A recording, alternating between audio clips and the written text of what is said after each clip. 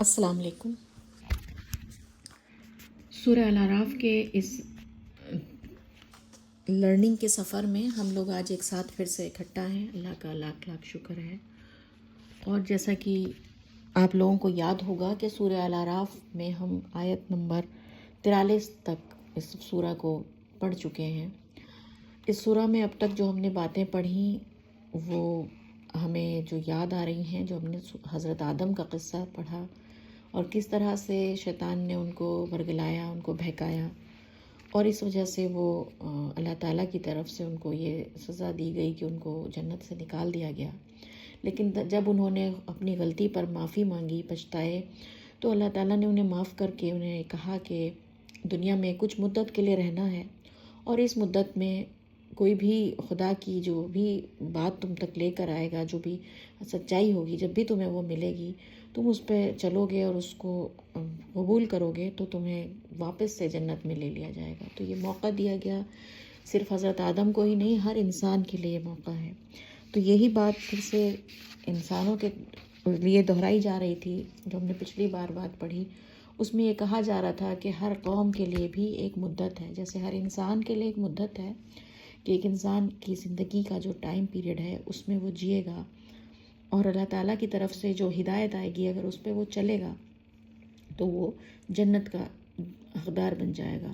لیکن ایسے ہی جو قوم ہوتی ہیں، یعنی کہ گروہ ہوتے ہیں لوگوں کے، کوئی امت ہوتی ہے،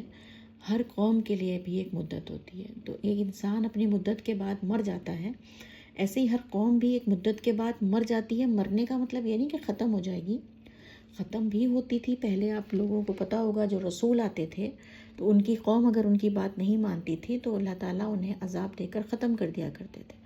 لیکن اب رسول اللہ صلی اللہ علیہ وسلم جو آخری نبی آئے، اس کے بعد اللہ تعالیٰ نے اپنی سنت کو بدلا، اور اس کا طریقہ یہ ہوا کہ جو بھی قوم آئے گی اس کی ایک مدت ہوگی۔ اس پیریڈ میں اگر ان کو جو بھی انہوں نے غلطی کی ہے، اگر کوئی انہیں بتا رہا ہے، اللہ کا میسج ان تک پہنچ رہا ہے، اگر وہ اپنے آپ کو سدھار لیتے ہیں تو پھر ان کے لیے کوئی ٹینشن کی بات نہیں، کوئی خوف نہیں ہوگا، کوئی غم نہیں ہوگا۔ لیکن اگر وہ اس بیچ میں اپنے آپ کو نہیں سدھار پاتے ہیں اور وہ اپنے آپ کو اسی روش پہ قائم رکھتے ہیں تو پھر ان کے لیے اللہ تعالیٰ نے ایک طرح سے ان کے اندر کی زندگی ختم ہو گئی۔ وہ ایک طرح سے مرے ہوئے لوگ ہو گئے، ان کی سوچ مر چکی ہے۔ کیونکہ اگر انسان زندہ ہوتا ہے نا سوچ کے حساب سے، تو وہ باتوں کو سمجھتا ہے اور اس پہ عمل کرنے لگتا ہے، اپنے آپ کو ٹھیک کرنے لگتا ہے۔ لیکن ایک قوم جب دھیرے دھیرے مردہ قوم بننے لگتی ہے تو اس کے اندر یہ صفت ختم ہو جاتی ہے کہ وہ نئی نئی باتوں کو سمجھے اور اس کو اپنی زندگی میں لے۔ وہ یہ سوچتی ہے کہ جو میں کبھی تک کر رہے تھے ہم لوگ سب، وہی ٹھیک تھا، تو اس لیے وہ قوم مردہ قوم بن جاتی ہے۔ تو یہ والی چیز، اور اس قوم کے لیے پھر اللہ تعالیٰ ذلت بھی نصیب کرتے ہیں۔ اس قوم کے لیے دنیا میں کوئی نہ عزت ہوتی ہے نہ پاور ہوتی ہے، اس قوم کو سب دھتکارتے ہیں۔ یہ ہے ہر قوم کا سٹوری، کیونکہ آپ دیکھیں کوئی بھی قوم شروع میں جب اٹھتی ہے تو پھر عروج تک جاتی ہے، یعنی کہ اٹھتے ہی اوپر تک جاتی ہے، اور پھر جیسے اس کی مدت ہوتی ہے اور وہ اگر اپنے آپ کو غلطیوں پہ صحیح نہ کرتی رہے تو دھیرے دھیرے بالکل بیکورڈ بن جاتی ہے، بیکورڈ کمیونٹی۔ یہ والی جو سنت تھی خدا کی، یہ سمجھ میں آئی تھی ہمیں، پچھلی ورسز میں ہم نے بات کی تھی۔ پھر اس کے بعد ہم نے یہ بھی سمجھا تھا کہ جب انسان کسی یا پھر کوئی قوم کوئی آدمی ان کے پاس دعوت لے کے آیا، سچی دعوت، لیکن کوئی قوم یا کوئی انسان وہ کیوں نہیں سمجھ پاتا؟ یہ بات تو بہت بار قرآن میں آ چکی ہے، وہ کیوں نہیں مان پاتے ان باتوں کو؟ حالانکہ ان کی عقل میں وہ بات آ گئی، وہ سمجھ رہے ہیں کہ سب ٹھیک ہے، لیکن تب بھی نہیں مان پاتے، کیونکہ وہ دیکھتے ہیں کہ ہمارے پاس تو مال و دولت ہے، ہمارے پاس تو دنیا کی سب چیزیں ہیں، اور یہ جو بتا رہا ہے یہ کچھ بھی نہیں ہے ہمارے سامنے۔ تو ان کے اندر ایک تکبر آ جاتا ہے کہ یہ ہے کیا جو ہمیں بتا رہا ہے، یہ انسان آخر ایسی کیا اس کے اندر کوالٹی ہے کہ ہم اس کی بات مانیں؟ تو یعنی کہ وہ ایک اعتماد، ایک بھروسہ اپنے اوپر، کانفیڈنس وہ لے آتے ہیں، کیونکہ جو چیزیں اللہ نے انہیں ٹیسٹ کے لیے دے رکھی تھیں، جو خدا نے ان کی قسمت میں، ان کے ٹیسٹ میں لکھا ہوا ہے، اس میں تھا نا کہ ان کے نصیب کا جو حصہ ہے وہ انہیں ملے گا۔ تو ہر ایک کے اللہ تعالیٰ نے نصیب میں ایک حصہ لکھا ہے کہ یہ اس کی زندگی میں آئے گا، تو جو کچھ بھی ہماری زندگی میں آتا ہے، چاہے وہ ہمارا پیسہ ہو، ہماری پڑھائی ہو، ہماری اولادیں ہوں، ہمارا گھر ہو، سب کچھ ہمارے لیے صرف اور صرف امتحان کے لیے دیتا ہے اللہ تعالیٰ۔ تو جس کے امتحان میں جو جو لکھا ہے وہ سب ملتا ہے اس کو۔ لیکن انسان کیا کرنے لگتا ہے غلط، کہ وہ سوچتا ہے کہ امتحان نہیں سمجھتا وہ ان چیزوں کو، وہ ان کو اپنا ریوارڈ سمجھتا ہے کہ یہ مجھے خدا کی طرف سے تحفہ ملا ہے۔ اس تحفے کو سمجھ کے وہ اس کے اوپر گھمنڈ کرنے لگتا ہے اور اس کے اندر گھمنڈ آ جاتا ہے۔ ورنہ اگر ہم امتحان سمجھیں کہ یہ سب چیزیں ہمارے پاس امتحان ہیں، تو کون گھمنڈ کرے گا؟ جیسے کہ آج میں کہوں کہ آج میرے پاس ایک بڑا گھر ہے تو میں اس پہ تکبر کرنے لگوں، تو یہ تو میرا یہ والی سوچ ہوگی کہ اللہ نے مجھے گفٹ دیا ہے، اللہ نے مجھے انعام دیا ہے گھر، تب تو میں اس پہ تکبر کروں گی۔ لیکن اگر میں یہ سوچوں کہ یہ اللہ تعالیٰ نے مجھے ٹیسٹ پیپر دیا ہے، کویشچن پیپر دیا ہے، یہ کویشچن ہے میرا، اس کے ساتھ میں کتنا شکر کرتی ہوں، میں گھمنڈ میں تو نہیں رہتی ہوں، تو یہ ٹیسٹ ہے، تب تو کبھی بھی گھمنڈ نہیں آئے گا۔ کیونکہ یہ اپنے ٹیسٹ پیپر پہ کون گھمنڈ کرے گا؟ کوئی بچہ ایگزام دینے جاتا ہے تو وہ کبھی اپنے ٹیسٹ پیپر پہ تھوڑی گھمنڈ کرتا ہے کہ دیکھا میرے ایسے ایسے کویشچن آئے تھے۔ تو وہ سوچ ہمارے اندر ڈیولپ ہونی چاہیے کہ یہ سب ہمارے کویشچن ہیں جو ہمیں ملے ہوئے ہیں، اور اس پہ اگر ہم سوچ کے گھمنڈ کرنے لگیں اور یہ گھمنڈ ہمیں ایسا بنا دے کہ ہم سچی بات کو سمجھ ہی نہ سکیں، تو ہم سے بڑا بیوقوف، ہم سے بڑا ظالم کون ہوگا؟ تو اللہ تعالیٰ یہی کہتے ہیں اس سے زیادہ ظالم کون ہوگا جو اللہ کی نشانیوں کو جھٹلائے، جو ان باتوں کو سمجھ ہی نہ سکے، اور اپنے نصیب میں جو چیزیں ملی ہوئی تھیں ان کو لے کر وہ گھمنڈ کرنے لگتے ہیں لوگ۔ تو یہ والی بات بہت زیادہ سمجھنے کی ہے کہ ہم کہیں ان سب چیزوں میں مبتلا تو نہیں ہیں۔ پھر ایک یہ بھی بات بتائی گئی تھی کہ جب دوزخ میں لوگ پہنچیں گے، اللہ تعالیٰ دوزخ میں جن لوگوں کو ڈالے گا تو وہ یہ کہیں گے کہ اللہ تعالیٰ جن لوگوں کی وجہ سے ہم گمراہ ہوئے تھے، چاہے وہ ہمارے لیڈر ہوں یا ہمارے دوست ہوں یا ہمارے رشتہ دار ہوں، انہوں نے ہمیں گمراہ کیا تھا، انہوں نے ہمیں سچی بات پہ جانے سے روکا، ہمیں دین پہ چلنے سے روکا، ہمارا ٹائم اپنے اندر لگائے رکھا، ہم ان کی باتوں میں لگے رہتے تھے، ہم دین کی طرف دھیان نہیں دیتے تھے، تو یا اللہ ان کی وجہ سے ہمیں سزا مل رہی ہے تو انہیں ڈبل سزا دینا، ایسا کہیں گے وہ۔ تو اس پہ اللہ تعالیٰ یہ فرماتے ہیں کہ تمہیں پتہ نہیں ہے لیکن سبھی کو ڈبل مل رہا ہے، یعنی کہ ہر انسان کو اپنی سزا وہاں پہ زیادہ لگ رہی ہوگی لیکن ہر آدمی وہاں پریشان ہوگا۔ اور وہ لوگ جن کو یہ کہیں گے کہ اللہ انہیں ڈبل سزا دینا، تو وہ کیا کہیں گے کہ ہماری غلطی نہیں تھی، ہماری غلطی، ہم تو صرف تمہارے دل کی بات کر رہے تھے، اگر ہم تمہارے دل کی بات نہیں کر رہے ہوتے تو تم ہماری بات کو کیوں سمجھتے؟ دوسرے بھی تو اچھی باتیں کر رہے تھے، تم اس طرف کیوں نہیں گئے؟ تم کیوں آئے ہماری طرف؟ تو غلطی تمہاری بھی ہے۔ تو یعنی دونوں گروپ ایک دوسرے کے اوپر الزام لگائیں گے کہ غلطی اس کی ہے، اس نے بہکایا، وہ کہیں گے کہ نہیں ہم بہکانے والے نہیں تھے، تم خود اس طرف آئے، تمہیں ہم زبردستی نہیں لے کے آئے۔ تو اس سے مجھے تو یہ سمجھ میں آ رہا تھا کہ ایک تو ہے یہ اس طرح پڑھ لیا ہم نے کہ ہاں ایسا ہوگا ایسا ہوگا، اس سے ہمیں کیا ملے گا؟ اس سے میرے یہ سمجھ میں آ رہا تھا کہ ہمیں آج ہی وہ کام نہیں کرنا ہے جس کے لیے ہمیں کل وہاں پہ پچھتانا پڑے، کہ یہ ایسے لوگوں کا ساتھ نہیں دینا ہے یا پھر ایسے کاموں میں نہیں لگنا ہے جہاں پہ ہمیں لگے کہ یہ سب کام ہمیں آگ میں لے کے جانے والے ہیں، یہ سب کام ہمیں دین سے دور لے کے جانے والے ہیں۔ اس آدمی کے ساتھ دوستی کروں یا اس آدمی کے ساتھ ٹائم اپنا بتاؤں تو کہیں ایسا نہ ہو کہ میرے دین میں نقصان ہو جائے، تو آج ہی یہیں پہ رکنا پڑے گا، کیونکہ جیسے اوپر بتایا گیا کہ ایک مدت ہے ہر ایک کی، اس مدت کے بعد پھر کچھ بھی نہیں کر پائے گا انسان۔ تو آج ہی اپنے آپ کو روکنا ہے کہ ان چیزوں میں نہ لگیں، کیونکہ وہاں جا کے میں بھلے ہی کہتی رہوں کہ اللہ تعالیٰ اس کو سزا دینا، اس نے بہکایا، لیکن ایسا کچھ نہیں ہوگا، ہر ایک کو وہاں پہ سزاوار مانا جائے گا، ہر ایک کو قصوروار مانا جائے گا۔ تو یہ والی پوائنٹ شاید پچھلی بات پہ ڈسکس نہیں ہوا تھا، اس لیے مجھے لگا اس کو دوبارہ سے اچھے سے کر لیتی ہوں۔ اب آگے کی جو بات تھی اس میں ایک بہت ہی امپورٹنٹ ورس تھی جو ہم نے پڑھی تھی کہ جن لوگوں نے بھی اللہ کی ان باتوں کو ماننے میں گھمنڈ کیا ہے، جیسے ابھی میں بتا رہی تھی، گھمنڈ کرتے ہیں لوگ، تکبر کرتے ہیں کہ ہم کیوں مانیں، ہمارے پاس ایسی کیا کمی ہے جو یہ آدمی ہمیں بتا رہا ہے اور ہم سمجھ جائیں اس کی بات۔ جیسے رسول اللہ صلی اللہ علیہ وسلم جب بتاتے تھے تو مکہ کے بڑے بڑے قریش کے سردار سب ان کو یہی سمجھتے تھے کہ یہ کیا ہے، یتیم ہے، اس کے پاس کچھ ہے نہیں، اس کا کوئی ہے نہیں بڑی مال و دولت، اور یہ ہمیں بتا رہا ہے تو ہم اس کا کیوں مانیں؟ تو جو لوگ اس طرح کا تکبر کرتے ہیں خدا کے پیغام کو ماننے میں، اسے نہیں مانتے ہیں، تو ان کے لیے خدا نے اتنا زیادہ ایک عجیب سی بات کہی کہ ان کے لیے جنت میں جانا اتنا امپاسبل ہے جیسے کہ سوئی کے جو سوراخ ہوتا ہے اس میں سے اونٹ گھس جائے۔ اونٹ کتنا بڑا جانور ہوتا ہے اور سوئی جو ہے اس کا ہول، اس کا سوراخ کتنا چھوٹا ہوتا ہے، تو اس میں سے کبھی بھی اونٹ نہیں جا سکتا. تو یہی بتانا چاہ رہے ہیں کہ ایسے لوگ کبھی بھی جنت میں نہیں جا سکتے جو تکبر والے ہیں. تو اس سے بڑا عجیب سا ایک کپ کپی ہوئی کہ کئی بار کہیں اللہ نہ کرے ہمارے منہ سے کوئی ایسا تکبر کا کلمہ نکلے یا ہمارے دل میں کوئی تکبر کی بات آئے، اس سے ہمیں بہت زیادہ توبہ کرنی چاہیے اور بہت ہی محتاط رہنا چاہیے، بہت ہی کوشش رہنا چاہیے ان چیزوں سے، کیونکہ یہ ہمیں بہت زیادہ جنت سے دور کر دیں گی، امپاسبل کر دیں گی جنت میں ہماری انٹری. اور یہ سزا جو ہے جنت، جو دوزخ کی سزا ہے، وہ اتنی خطرناک ہے کہ انسان یہاں سوچ بھی نہیں سکتا اس چیز کو. یہاں ہم چھوٹی سی پرابلم سے اتنے ڈسٹرب ہو جاتے ہیں، نیند خراب ہو جاتی ہے، سر میں درد ہو جاتا ہے، اور اب اگر وہاں کی پرابلمس کو ہمیں فیس کرنا ہو،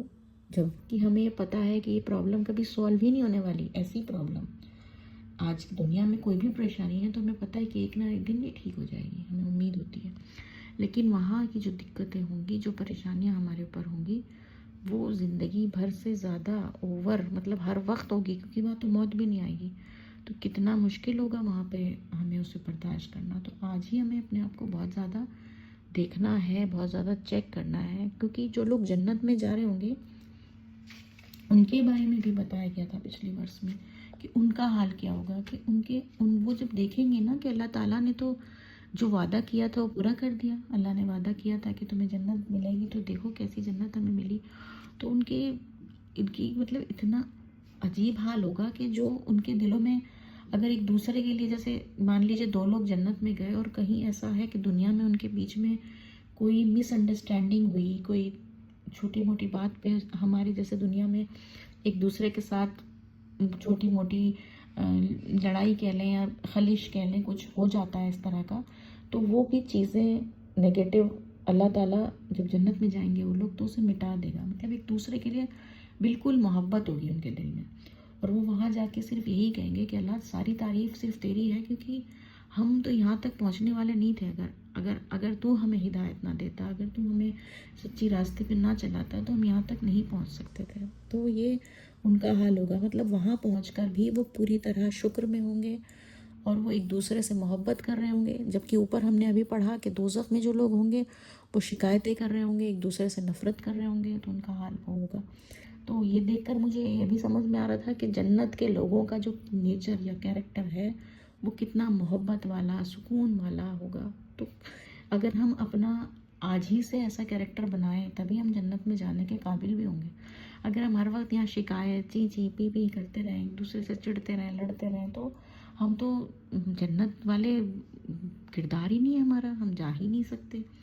جنت میں تو وہی لوگ جا سکتے ہیں نا جو خدا کی طرح، جو خدا کا اتنا اچھا شکر کر سکتے ہوں، جو ہر وقت پازیٹیو رہ سکتے ہوں، جن کی آپس میں اگر کوئی مس انڈرسٹینڈنگ بھی ہے تو اس کو بھول جاتے ہوں. تو یہ والا کیریکٹر بھی ہمیں آج ہی اپنانا پڑے گا، تبھی ہم جنت میں جانے کے قابل ہوں گے. تو یہ ساری جو آیتیں ہم نے پچھلی بار پڑھی تھی اس سے مجھے یہ سب باتیں سمجھ میں آئیں، تو مجھے لگا کہ پھر سے اس کو ایک بار ریوائز کر دیا جائے. اب ہم آیت نمبر 44 سے آج کا ترجمہ پڑھیں گے اور پھر اس کو آگے مزید سمجھنے کی کوشش کریں گے. اعوذ باللہ من الشیطان الرجیم، بسم اللہ الرحمن الرحیم. اور جنت والے دوزخ والوں کو پکاریں گے. تو ابھی وہیں کا بیان چل رہا ہے، کیسے آخرت کا دن ہوگا، جنت دوزخ ہو رہی ہوگی، اس وقت کی ہی بات چل رہی ہے. جنت والے دوزخ والوں کو پکاریں گے کہ ہم سے ہمارے رب نے جو وعدہ کیا تھا ہم نے اس کو سچا پایا.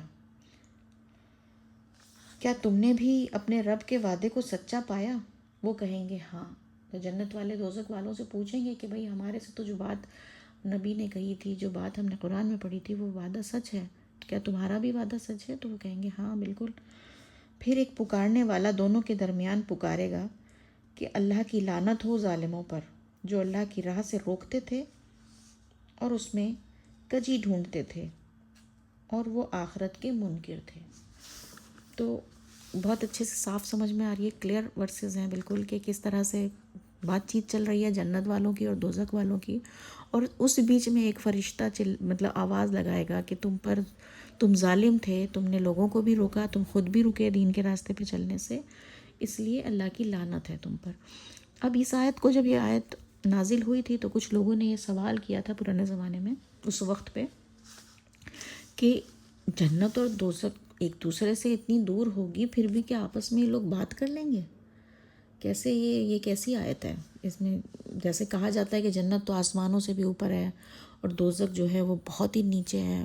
تحت الثری میں، تو کیا وہاں پہ آپس میں بات چیت ہو سکتی ہے؟ لیکن اس وقت کی بات تو ٹھیک ہے ان کے سمجھ میں نہیں آئی، لیکن آج ہمارے دور میں ہم یہ بات سمجھ سکتے ہیں کہ کیسے ریڈیو ہے، موبائل فون ہے، سوشل میڈیا ہے، تو آج ہم دور سے دور بھی انسان سے بات کر لیتے ہیں انٹرنیٹ کے ذریعے۔ اب میں یہ نہیں کہہ رہی،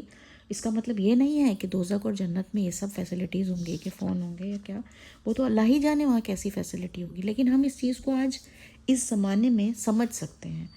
کیونکہ اس سے معلوم یہ ہوا کہ قرآن کی کوئی بات اگر آج ہمیں سمجھ نہیں آ رہی، کیونکہ آج ہماری نالج وہاں تک نہیں ہے، تو ہو سکتا ہے آگے آنے والے زمانے میں وہ بات ہمیں سمجھ آ جائے، کیونکہ ہمارا علم تو بڑھتا رہے گا لگاتار، ہمیں پورا علم تو ملا نہیں ہے، تو کئی چیزیں ایسی ہوتی ہیں جو دھیرے دھیرے ہمیں سمجھ میں آتی ہیں۔ یہ اسی طرح کی ایک ورس تھی جو اس وقت پہ لوگوں کو سمجھ میں نہیں آتی تھی۔ اب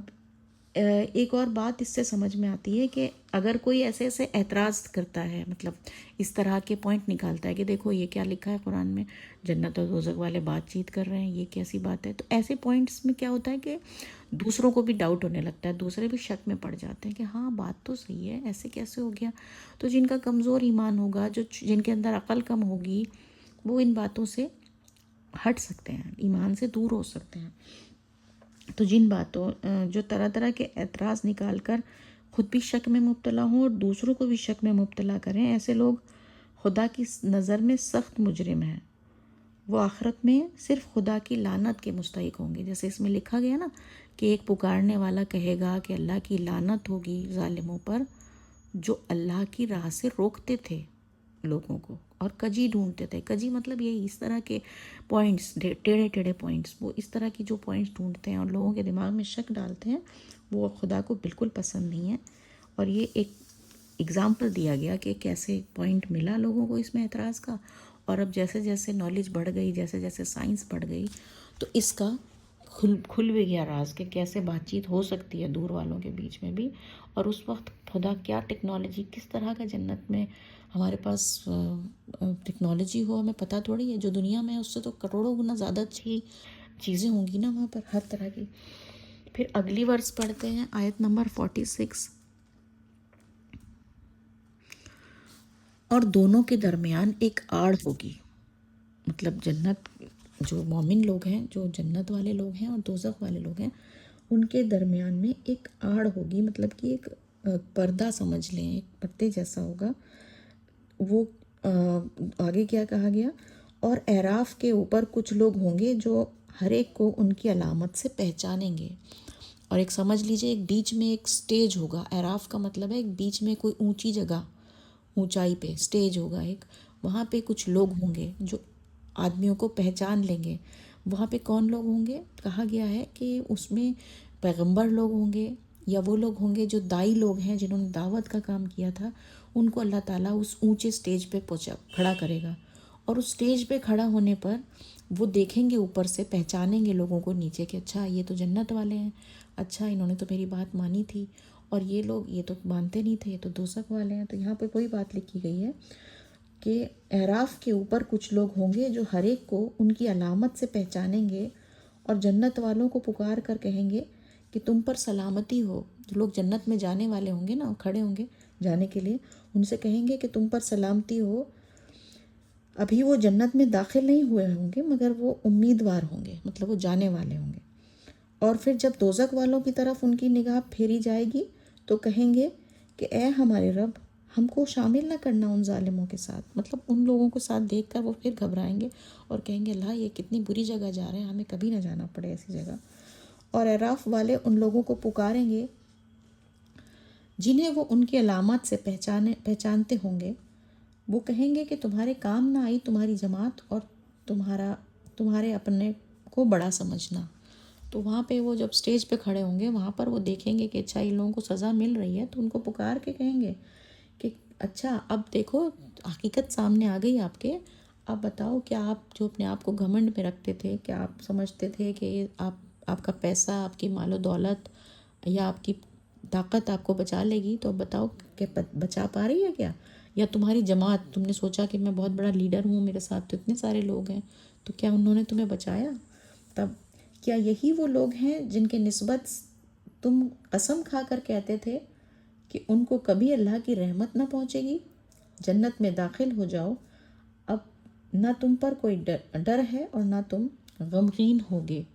مطلب اب ان سے کہا گیا کہ دیکھو، تم ان کو کہتے تھے یہ لوگ چھوٹے لوگ ہیں، بیوقوف لوگ ہیں جو تمہاری بات مانتے ہیں، اب دیکھو تم کہتے تھے نا وہ کبھی جنت میں نہیں جائیں گے، وہ جنت میں جا رہے ہیں،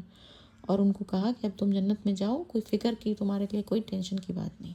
تو اب یہاں پہ کیا بات سمجھ میں آ رہی ہے کہ ایک تو پہلی بات سمجھ میں آ رہی آڑ کی بات، کہ دونوں کے درمیان ایک آڑ ہوگی۔ تو مجھے یہ سمجھ میں آ رہا تھا کہ دنیا میں ابھی فی الحال تو پتہ نہیں چلتا کون نیک ہے کون نہیں ہے، سب ملے جلے سے دکھائی دیتے ہیں، ہر ایک کو، اچھے لوگوں کو بھی سب کچھ مل رہا ہے، برے لوگوں کو بھی مل جاتا ہے، سب کو ملتا رہتا ہے، لیکن وہاں پہ کیا ہوگا، ایک پراپر پارٹیشن ہو جائے گا کہ یہ اچھے لوگ ہیں، جو ساری فیسلٹیز ہیں وہ صرف اچھے کو ہی ملے گی، بروں کو وہاں پہ کچھ نہیں ملنے والا، تو وہ جو نعمتوں کی خوشبو تک بھی نہیں ملے گی ان کو، مطلب ایسا حال ہوگا۔ اور پھر اس کے اوپر ان لوگوں کو پوزیشن مل جائے گی جن کو وہ لوگ کچھ سمجھتے ہی نہیں تھے، ایک سٹیج ملے گا انہیں۔ عام طور پر ہر زمانے میں یہ ہوا کہ پیغمبروں کو یا جو بھی زمانے میں دائی آئے، دائی مطلب جو دعوت کا کام کرتے تھے، ان کو لوگوں نے کچھ سمجھا ہی نہیں، ان کو چھوٹا موٹا ہی ویلیو دی، کسی کو کوئی ویلیو نہیں ملی، مذاق اڑایا کسی کا کچھ سمجھا ہی نہیں۔ مگر جب آج وہاں دیکھے گا انسان کہ ان کو کیا پوزیشن دی اللہ نے، یہ تو بہت بڑے لوگ تھے، ہم نے انہیں کچھ بھی نہیں جانا، تو کیسے سمجھ میں آئے گا کہ حقیقت کیا تھی اور ہم کیا سمجھ رہے تھے، کون کامیاب تھا اور کون نہیں تھا، یہ آپ سمجھ میں آیا۔ تو وہ آیت سورہ اعراف، یہ جو اعراف نام ہے سورہ اعراف کا، وہ اسی پر ہے کہ اعراف وہ جگہ ہے جو جنت اور جہنم کے بیچ میں ایک اونچی جگہ بنائی جائے گی۔ پھر آگے کی ورس ہے، اور دوزخ کے لوگ جنت والوں کو پکاریں گے کہ کچھ پانی ہم پر ڈال دو، یا اس میں سے جو اللہ نے تمہیں کھانے کو دے رکھا ہے۔ وہ کہیں گے کہ اللہ نے ان دونوں چیزوں کو منکروں کے لیے حرام کر دیا ہے۔ کتنی ہی عجیب سی بات ہے، وہاں پر دوزخ کے لوگوں کو، میں نے جیسے ابھی کہا نا، نعمت کچھ بھی نہیں ملنے والی، کھانا پانی تو بہت ہی بیسک نیسیسٹی ہے انسان کی۔ ہم جب روزہ رکھتے ہیں تو ہمیں پتہ ہوتا ہے کہ ایک وقت کے بعد ہم روزہ کھولیں گے اور اللہ تعالیٰ ہمیں پرمیشن دے دیں گے کہ ہم سب کچھ لے سکتے ہیں، کھا سکتے ہیں، لیکن وہاں پہ خدا کی کوئی پرمیشن نہیں، کچھ نہیں ملنے والا خدا کی پرمیشن کے بغیر۔ کتنا ڈراونا، کتنا بھیانک ہے یہ وہ سب کچھ سوچنا۔ خدا کی ایک بھی نعمت ہم سے ہٹ جائے، مان لیجئے ایک بھی نعمت، ہماری چلنے کی طاقت ہم سے ہٹ جائے تو ہماری کیا حال ہوگی، ہماری دیکھنے کی طاقت ہم سے ہٹ جائے ہمارا کیا حال ہوگا۔ ہم کسی دن کھانا کھاتے ہیں اور وہ ہضم نہیں ہوتا تو ہماری کتنی پریشانی ہوتی ہے، کتنی بڑی نعمت ہے یہ بھی کہ ہم کھاتے ہیں اور وہ ہضم ہو جاتا ہے۔ تو ایک ایک نعمت ہم سے چھین لی جائے گی، کتنا مشکل ہوگا وہاں پہ، یا اللہ بچائے اس سے۔ وہ جنہوں نے اپنے دین کو کھیل تماشا بنا لیا تھا اور جن کو دنیا کی زندگی نے دھوکے میں ڈال رکھا تھا، بس آج ہم ان کو بھلا دیں گے جس طرح انہوں نے اس دن کی ملاقات کو بھلا دیا تھا،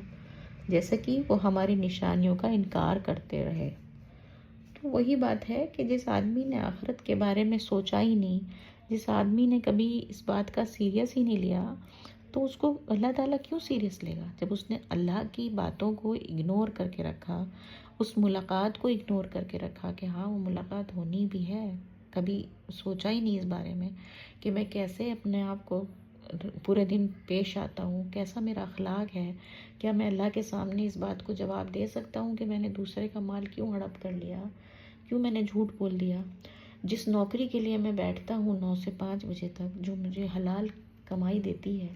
کیا میں اس میں پوری محنت سے کام کرتا ہوں، کیا میں اس میں اپنا 100% دیتا ہوں، یا میں بس ایسی ٹائم پاس کر کے آ جاتا ہوں؟ تو یہ سب آدمی تب سوچتا ہے جب اسے خدا سے ملنے کا، ملاقات کا ڈر ہوتا ہے، ورنہ ہر آدمی اپنی طرف سے دھوکہ ہی دے رہا ہے دوسرے کو۔ تو یہ دھوکہ، اس کو دھوکہ نہیں سمجھتے لوگ کہ نوکری سے بچ رہے ہیں، جو دوسرے نے آرڈر دیا اسے پورا نہیں کر رہے، دوسرے پہ تھوپ رہے ہیں، ایمانداری سے اپنا کام نہیں کر رہے ہیں، اس کو لوگ سوچتے ہی نہیں۔ لوگ تو سوچتے ہیں بیوقوف ہے جو کر رہا ہے، میں ہوشیار ہوں، میں بچ گیا۔ تو یہ سوچ، یا میرے چھٹی تھی میں نے تو اپلائی کر دیا، میں بچ گیا، دوسرے کے اوپر پڑ گیا،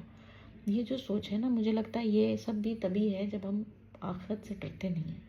آخرت کا اگر سچا ڈر ہمارے دل میں ہو تو ہم اس طرح کی اپنی زندگی کو صحیح کریں گے۔ ہم اس طرح کبھی نہیں کریں گے کہ ہم دوسرے کا مذاق اڑاتے ہوں، دوسرے پر ظلم کرتے ہوں، زیادتی کرتے ہوں، جھوٹ بولتے ہوں، بے ایمانی کرتے ہوں، اور ہم سوچیں کہ خدا ہمیں پکڑے گا نہیں۔ اور چھوٹی سی بات اگر سمجھیں تو یہ ہے کہ دنیا میں کچھ بھی ہوتا ہے، کوئی چھوٹا سا بھی پروگرام ہوتا ہے تو ہم اس کی کتنی تیاری کرتے ہیں، ہر ایک چیز کی، کل یہ ہے،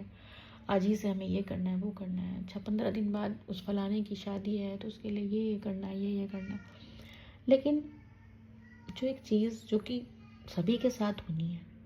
جس کو خدا نے پہلے ہی کہہ دیا کہ وہ ہر ایک کے لیے ہونی ہے، وہ ہے موت، اور وہ ضروری ہے، وہ لازمی ہے، وہ آ کر ہی رہے گی۔ اس کی کتنی تیاری ہم کرتے ہیں، جس کی طرف ہم روز بڑھ رہے ہیں، روز بڑھ رہے ہیں۔ ہم کسی اور چیز کی طرف بڑھیں نہ بڑھیں، موت کی طرف تو بڑھ ہی رہے ہیں۔ ہماری ہر سانس ہمیں موت کی طرف لے کے جا رہی ہے،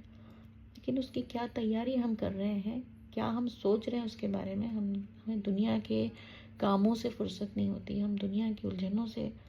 الجھتے ہی رہتے ہیں، اس سے ہٹ ہی نہیں پاتے۔ ہم سوچتے ہیں اس کے بعد کریں گے، یہ نمٹ جائے اس کے بعد شروع کریں گے، یہ ہوتے ہوتے پورا ٹائم نکل جائے گا، اور وہ مدت جو ہمیں بتائی گئی کہ ایک مدت ہے وہ ختم ہو جائے گی۔ اور اس کے ختم ہونے کے بعد ہم چاہے اللہ سے کتنا ہی کھانا پانی اس کی نعمتیں مانگیں گے، وہ سب چیزیں ہم پر حرام ہو جائیں گی۔ ہم کتنا ہی چاہیں گے کہ اللہ تعالیٰ ہمیں